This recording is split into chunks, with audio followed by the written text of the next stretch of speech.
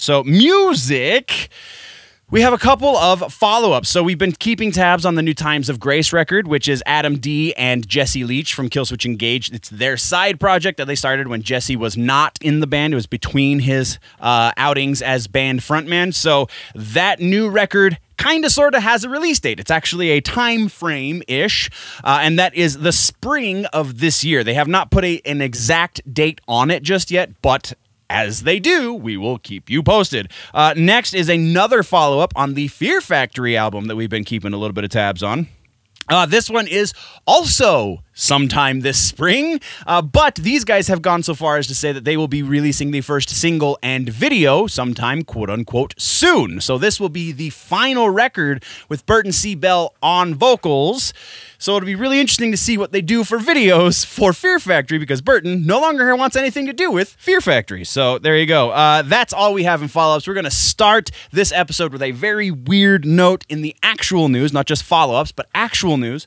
It's a very strange piece, and it is the death of Phil Spector. Now, Phil Spector was a despicable human being in many, many ways. Also, Phil Spector is the producer that did a fair amount to change the music industry for the better.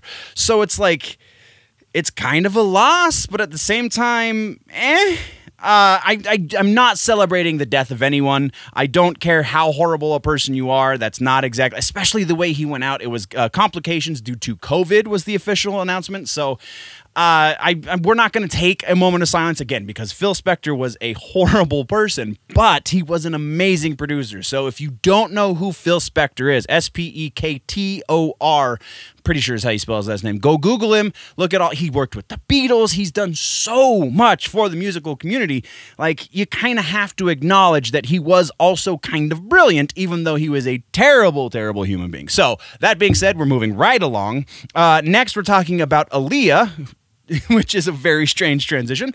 So the proprietors, I'm pretty sure that's the word I'm supposed to be using, the proprietors of Aaliyah's estate, the people who are in charge of her intellectual properties, because unfortunately the singer-artist has been dead for some time, but her music still influential and is still trying to go everywhere. People are still trying to get it up on streaming services, and she did put out three total records, maybe some guest spots here and there, but by and large, she herself put out 3 records, and those 3 records are not available on streaming services, at least not legally. Well, one of those records is, and that's because all 3 of those records are technically the property of 3 different publishing companies. They were recorded by and large by Missy Elliott and Timbaland, so like the production is kind of it's just such a weird situation. But there was an official update from the people in charge of the Aliyah estate this last week, saying that we are actively trying to get Aliyah's other 2 records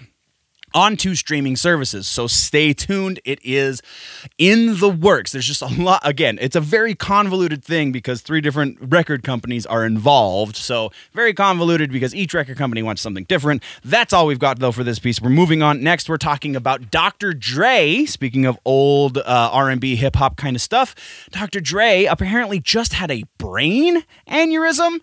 Just was released back to his house this week and seems to be recovering very well, but that is pretty scary. So we are going to take a very brief moment, and if there's something you can do, if there's some way you can reach out and help the family or people involved with Dr. Dre, then please do. But we are going to take a moment and in silent reverie for Dre. Okay, like I said, very brief moment. Now, our final piece in music has to do with a band that I've loved for a very long time, even though their last couple records have been less than awesome, I guess is a good way to put that. So we are talking about AFI. AFI is in the studio. We have talked about this. This is kind of technically a follow-up, but It's pretty big because they just put out 2 singles that are assumed to be coming from their forthcoming record. They have not been billed as such. They've just been billed as singles. So, who knows? Hopefully this will get added to the list of reaction videos that I'm going to be doing, but I have such a large list, we will see. But the names of the 2 songs, if you want to go look them up for yourself, are Twisted Tongues and Escape from LA. The record, there is speculation. There is nothing from the band or the label, but there is speculation that the record that they are currently working on should be released by the end of 2021. So that should be awesome. That's all we have for music, though.